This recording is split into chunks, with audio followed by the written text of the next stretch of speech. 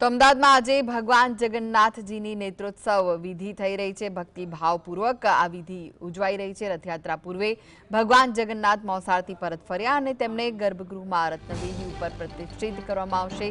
ત્યારબાદ વૈદિક મંત્રોચ્ચાર સાથે નેત્રોત્સવ પૂજા વિધિ સંપન્ન થશે, જેમાં ભગવાનની આંખે પાટા બાંધવાની પરંપરાગત વિધિ કરવામાં આવશે। લોકવાયકા મુજબ મામાના ઘરેથી પરત ફરતા ભગવાનને આંખો આવી જાય છે, જેને નિવારવા માટે આ વિધિ કરવામાં આવે છે। नेत्रोत्सव विधि बाद सवारे 9:30 वागे ध्वजारोहण विधि कराशे, जेमां केंद्रीय मंत्री CR पाटील मुख्य अतिथि तरीके उपस्थित रहेवाना छे। ऋषिकेश पटेल, बळवंतसिंह राजपूत, हर्ष संघवी, मेयर पण हाजर रहेशे। सवारे 11 वागे भारतभरथी आवेला साधु संतोनुं सन्मान करवामां आवशे, जेमां पूर्व मुख्यमंत्री नितिन पटेल पण उपस्थित रहेवाना छे। डेप्यूटी सीएम पूर्व आ प्रसंगे भक्तोमां भारे उत्साह जोवा मळी रह्यो छे।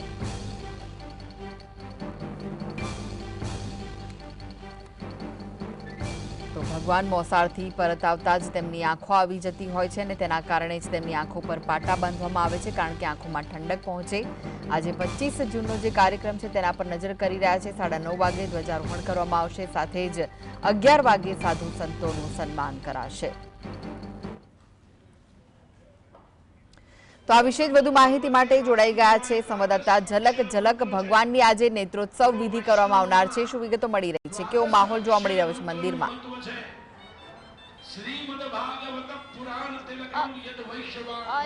जी कृष्णा 27 तारीखे जे रथयात्रा है, रथयात्रा योजावानी है, एटले के जे भगवान भक्तोने सामे चालीने छे ते दर्शन आपवाना छे। त्यारे आज जे भगवान छे ते भगवान जे मोसाळथी छे ते परत फर्या छे। भक्तोमां भारे उत्साह जोवा मळी रह्यो छे।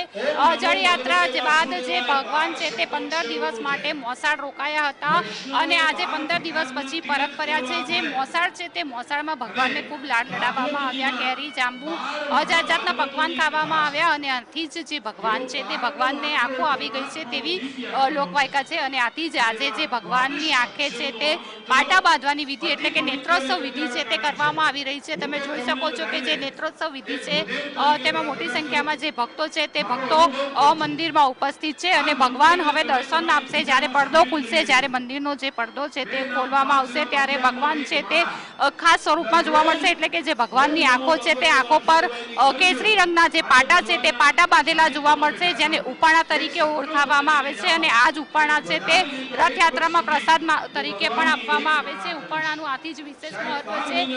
ભગવાનની નેત્રોત્સવ વિધિ બાદ જે ભગવાનની જે ધજા છે એટલે કે જે મંદિરની ધજા છે તે ચડાવવામાં આવશે। ભક્તો અહીંયા ઉપસ્થિત છે, વાત કરીશું કેટલો ઉત્સાહ છે। આપનું નામ? નિકી। બેન, આજે આવ્યા છો, અહીંયા નેત્રોત્સવ વિધિ ચાલી રહી છે, ભગવાન મંદિરે પરત ફર્યા છે, કેવી લાગણી થઈ રહી છે? આખું અમદાવાદ છોડીને જેટલા અહીંયા છે એનાથી વધારે ભાગ્યશાળી કોણ? એટલે હું એમાંની એક છું। Thank you so much. એટલે યુનિવર્સ, ઈશ્વર અને મેં જે લઈ આવ્યા છે એને થેન્ક યુ। તમે ક્યાંથી આવ્યા છો? ગાંધીનગર। હું હર વર્ષ આવું છું અને મને અહીંયા આવીને એકદમ આનંદ થાય છે અને બહુ જ એકદમ સંતોષ થાય છે અને અમે હર વર્ષે આવીએ છીએ, અમારી પૂજા હોય છે। બા, તમે ક્યાંથી આવો છો? હું અમદાવાદથી આવું છું। સાવાડી ગામમાં મને ભગવાન પ્રત્યે બહુ જ શ્રદ્ધા છે, અતિશય શ્રદ્ધા છે। ભગવાન મારું બધું જ કામ પૂર્ણ કરે છે।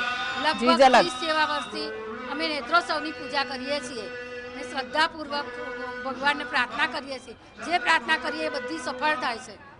જી કૃષ્ણા, તો તમે જોયું તે રીતે કે હાલ જે નેત્રોત્સવ છે તે નેત્રોત્સવની વિધિ પૂર્ણ થવાને આવે છે અને 9:30-9:10ની આસપાસ છે તે જે ધજારોહણ છે તે ધજારોહણનો કાર્યક્રમ શરૂ કરવામાં આવશે, જેમાં જે હર્ષ સંઘવી, ગૃહમંત્રી હર્ષ સંઘવી, ઋષિકેશ પટેલ સહિતના જે નેતાઓ છે તે નેતાઓ પણ ઉપસ્થિત રહેશે। જી, આભાર ઝલક સમગ્ર માહિતી આપવા માટે।